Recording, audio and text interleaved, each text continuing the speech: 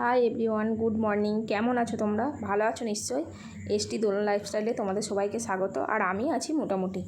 এই গরমের মধ্যে যেতে হবে কলকাতা, আর চলে এসেছি। দেখো এখন দুপুরে 1টা বাজে, আমি হাওড়া স্টেশনে। এই অসম্ভব গরমের মধ্যে আর প্রচণ্ড খিদে পাচ্ছিলো, তাই আমরা চলে এসেছি হাওড়া স্টেশনটা ছেড়েই দত্ত কেবিনে। দত্ত কেবিনের মধ্যে ঢুকেই আমরা প্রথমেই জানালার ধারে একটা টেবিল বুক করে নিয়েছি, মানে যেটা ধরেই বসে পড়েছি।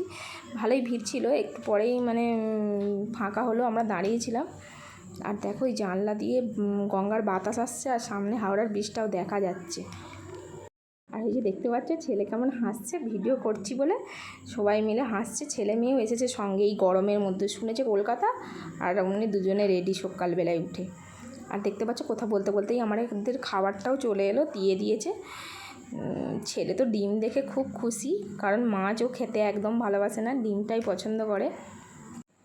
যতবার কলকাতা আসি আমরা এখানেই খাওয়া দাওয়া করি, এখানে খাওয়া দাওয়াটা খুব সুন্দর। তারপর দত্ত কেবিন থেকে বেরিয়ে এই যে দেখতে পাচ্ছ দাঁড়িয়ে আছি রোদের মধ্যে, আর তোমার দাদাভাই গেছে একটা ট্যাক্সি বুক করতে, কারণ আমরা যাব এখান থেকে পার্ক স্ট্রিট।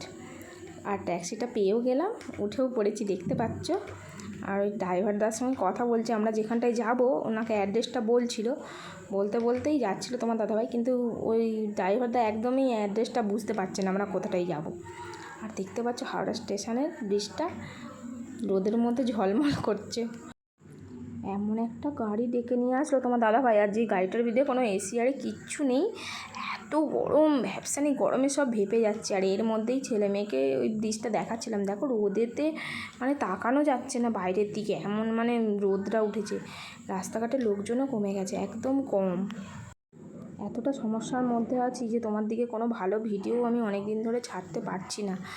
আর দেখো কথা বলতে বলতেই আমরা চলে এলাম পার্ক স্ট্রিটে। দেখতে পাচ্ছ কোথায় এসেছি, এই জায়গাটা তোমরা কে কে চিনো এই জায়গাটা। ওখান থেকে তোমার দাদাভাইকে আর ছেলে মেয়েকে ঢুকতে দিল না, আমি চলে আসলাম একদম 6th ফ্লোরে।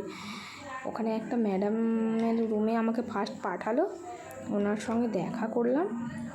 দেখতে পাচ্ছ এখন টিফিন আওয়ার, সবাই বাইরে বেরিয়ে গেছে, আর ম্যাডাম ছিল না, তাই গেটের বাইরেই ওনার গেটের বাইরেটাই আমি অপেক্ষা করছিলাম ম্যাডাম আসলে ভেতরে ঢুকবো বলে।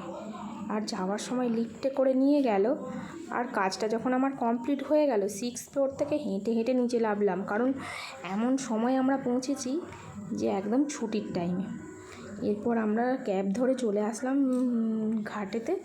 ছেলে মেয়ে বায়না ধরেছে যে, আমরা ভেবেছিলাম সাঁতরাগাছিতে ফিরবো, কিন্তু ছেলে মেয়ে লঞ্চে করে ফেরার জন্য বায়না ধরলো। দেখতে পাচ্ছ লঞ্চে উঠে পড়ছে, আর রোদটা দেখো এত রোদ বেরিয়েছে যে ক্যামেরাও করতে পারছি না, মুখটা পুরো ঝলসে গেছে। মনটা একদম ভালো নেই, কারণ যেই কাজের জন্য আসলাম একটা কাজ কমপ্লিট হলেও আমার আরেকটা কাজ আনকমপ্লিট হয়ে গেল, যার জন্য আমাকে আবার রিটার্ন কলকাতা আসতে হবে। আর এই রোদের মধ্যে এতটা কষ্ট ছেলে মেয়ে নিয়ে। তবে এই গরমের মধ্যে বেশ গঙ্গার বাতাস খেতে খেতে ভালোই চলে আসলাম। আর দেখো কতটা গরম, ঘাম দিচ্ছে। আর নেক্সট আমরা চলে এলাম হাওড়া স্টেশনে, এবার ট্রেন ধরে বাড়ি। তো কেমন লাগলো আমার মিনি ব্লগটা জানিও। টাটা, সবাই ভালো থেকো।